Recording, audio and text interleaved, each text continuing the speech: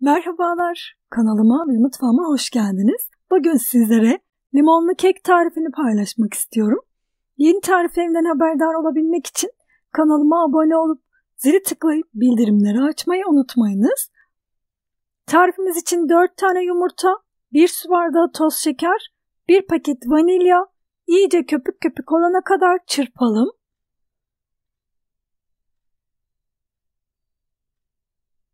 Bir su bardağı süt, 1 su bardağı sıvı yağ, 1 tane limon kabuğunun rendesi, yarım çay kaşığı zerdeçal ekliyorum, 1 tane de limon suyu ekledim.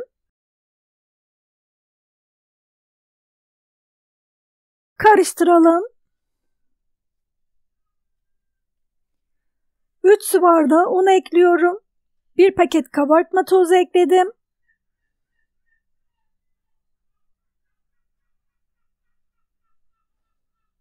Karıştıralım.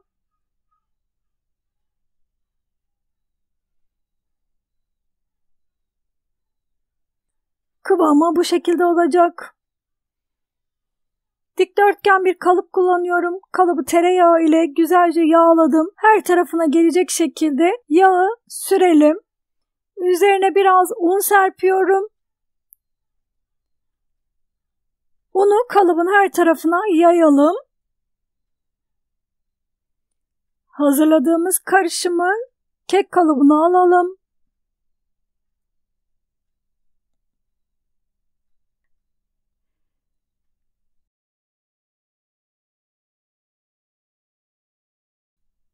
Birkaç kez şöyle vuralım. Önceden ısıtılmış 150 derecelik fırına verdim. Orta rafın bir alt rafına yerleştirdim. 45 dakika pişirdim.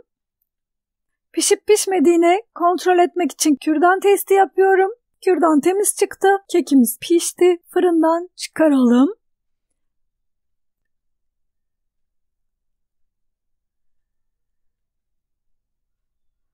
Biraz soğuduktan sonra bir tabağa ters çevirip kalıptan çıkaralım. Biraz sıcak olduğu için bir bezle tuttum. Çevirdim. Kalıptan kolaylıkla düştü gördüğünüz gibi. Hiçbir şekilde yapışma olmadı. 2-3 yemek kaşığı pudra şekeri ve biraz limonla limonlu kek üzerine bir karışım hazırlayalım.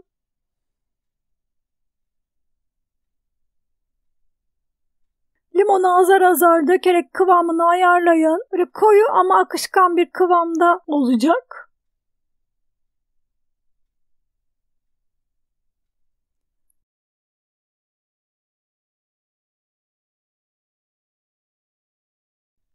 Hazırladığımız karışımı limonlu kek üzerine gezdirelim.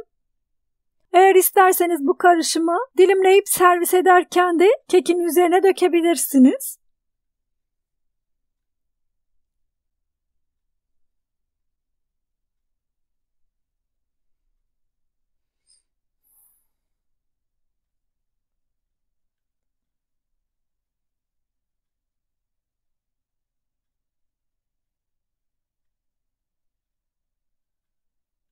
Limonlu kek tarifimiz hazır. Deneyeceklere şimdiden kolay gelsin. Herkese afiyet olsun. İzlediğiniz için teşekkürler. Bir sonraki tarifimde görüşmek üzere. Hoşça kalın.